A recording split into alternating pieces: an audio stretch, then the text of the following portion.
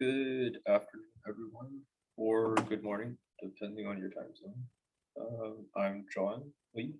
I'm a student at UCSD undergraduate, and I'll be presenting my research on hyperparameter optimization for deep learning training on distributed systems. So there's the abstract. You can find it in the paper as well. I won't go through it too much. So yeah, we all know that neural networks are used really widely right now, except the main issue is training and choosing hyperparameters. Uh, we don't really have a set way to choose what model, what hyperparameters we want to use. Most researchers that I know have some anecdotal rule of thumb, such as increase the hidden layers as much as possible until your computer can't take it anymore. And even though there's existing HPO tools out there, they're not very widely used. So the goal of this project really was to create a easy to use hyperparameter optimization tool with multiple optimization algorithms that is easy to use, scalable, and able to be used on distributed systems. So therefore also robust to a lot of your common failures. So when it comes to implementation of this tool, we had a really big decision to make between Golang and Python. Python was one of our considerations for obvious reasons. It's one of the biggest languages used when it comes to machine learning. Huge user base, everyone uses Python. So also really great support for all the libraries. On the other hand, we have Golang, which is much higher performant because it's C-based, and also it's really easy for concurrency because of its feature called channels, which allows for communication between separate processes, concurrent processes. However, even though Python has really great support for all of these libraries, it's still quite difficult to do concurrent processes in Python. And we did consider using or mixing Python and Golang. So using Python for the machine learning portion and Golang for the distributed part. But trying to execute and capture Python return values is a huge hassle, especially capturing the errors. Golang, it does have poor support for machine learning and graphical interfaces, and also not the largest of communities, but we were able to find two machine learning libraries, Gorgonia and GoNet, as well as Goptuna for HPO, which are well featured enough and has everything that we needed. We also found the concurrency in Golang extremely important, because after all, we are planning on running it on distributed systems. That said, part of the plan is to revisit and potentially consider adding Python support later on. Though don't keep your hopes up for that. So one of the most important aspects of this project was distributed systems. So there's really two main things here, which is our gossip style or heartbeat protocol for failure detection, also our Paxos consensus algorithm. So for the gossip failure detection, we have, well, to break it down, we have three types of nodes. We have the master, shadow masters, and then workers. The master node is the one in charge of distributing the tasks and setting up the GUI, recording the outputs, and looking at the status of all the worker nodes, the completion of their optimization tests, and so on. The workers, it's pretty straightforward. They just do the optimization. And then we have the shadow masters, which are backups for the master node. In case it goes down, they can replace the master node. So we have a table of heartbeat. We have a heartbeat table, which is updated by each node every second. And then each node will look at the heartbeat of its two adjacent neighbors. And if it hasn't been updated by its neighbor in the last 2 seconds, then we can report that adjacent neighbor as dead. And then we can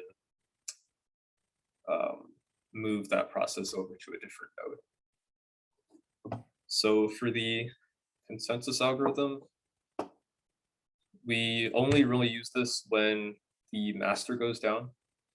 So in that case, we assign random nodes as either acceptors or proposers, and then we run Paxos to determine which shadow master will be the new master. By default, we only have 2 shadow masters, but of course we can increase that to more. So yeah, that way we can elect a new master if needed in case of a failure. We also keep a persistent log, which is written to the hard disk, which keeps track of the status of all of the workers and the optimizations. And also, if we elect a new master or create new nodes, new processes, that'll all be recorded by the log. So in case something does happen, we can resume from the latest log entry. So just as an example, if the master node goes down in the middle of launching the workers and optimization tests, we can start up a new master, elect a new master, and then look at the latest log entry and resume launching our tasks from where we left off. So in terms of HPO features, we implemented 3 of the big optimization algorithms. We have grid search, random search, and Bayesian optimization. Grid search, we implemented on our own, and it's pretty self-explanatory, though a little bit obsolete. So yeah, it just searches sequentially through a sequence of different hyperparameter combinations, whereas random search, very similar, except it's random combinations of hyperparameters. It tends to perform better simply because it accounts for more and less important hyperparameters, as you can see in this diagram on the right. And then the third one is Bayesian optimization. In our case, we used the GOP-TUNA implementation of Bayesian optimization, which uses TPE as the surrogate model and expected improvement as the selection function.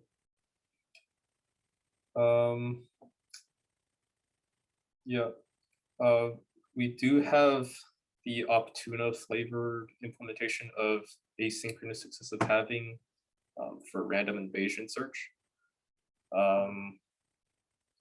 Though we do not have hyperband, that is something we plan on implementing in the future if we get to that. There's a few other algorithms out there, such as SMAC. They do have slightly better performance compared to Bayesian or random, but they're not included in the GOP-TUNA library, and implementing it on our own adds a lot of complexity for not all that much gain. So we just left those out. So in terms of our GUI, again, pretty straightforward. We give the user the option to create or save configurations in a CSV file. And we also give them the option to change a few parameters. So notably, we have the number of nodes, number of trials per node, the training and test data sets, and the optimization algorithm that we want to use. So that's grid, random, or Bayesian.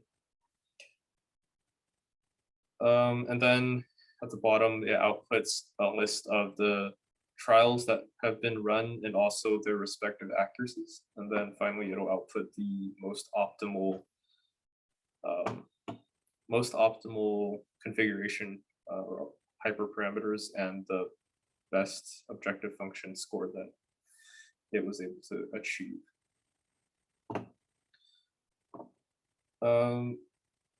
We had considered also adding the ability to add lower and upper bounds for the hyperparameters, or enable and disable tuning for specific hyperparameters, but we did not have time to complete that, so that will be something to work on in the future.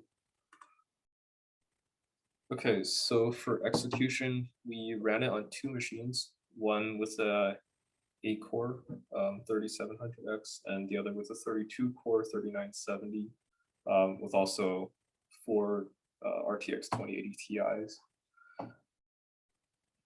In general, both of them and the different optimization algorithms all performed very well, and we were able to see greater than 99% accuracy on all trials. There was one thing to note: machine 2 was running on GPU, a single 2080 Ti. So there is a noticeable improvement in execution time from machine 1 to machine 2. But I would also like to note that machine 2 was only running on 1 GPU as opposed to the 4 that it had available. This is an optimization that we need to make to allow it to run on multiple GPUs more efficiently. And in this case, we were optimizing for the solver batch size, epochs, learning rate, momentum, and number of hidden layers. So yeah, important notes. All of the trials that you saw earlier all had roughly the same accuracy. So this comes down to a number of reasons that we thought of. One is, since we're simulating all of the nodes on only one CPU or GPU, it may not have enough power to do that many runs. So we may not be saturating the number of initial random trials that you need for Bayesian optimization, which means that between Bayesian and random, they both are very similar to just being random optimization, which might explain the similar performance. Another is Gorgonia turns out to be a very efficient machine learning framework or library. I was able to manually throw some just random hyperparameters at it and still get pretty decent accuracy, greater than 90%. So with any algorithm, it was able to reach 99% pretty quickly. So doing a large number of trials didn't change that by a huge amount.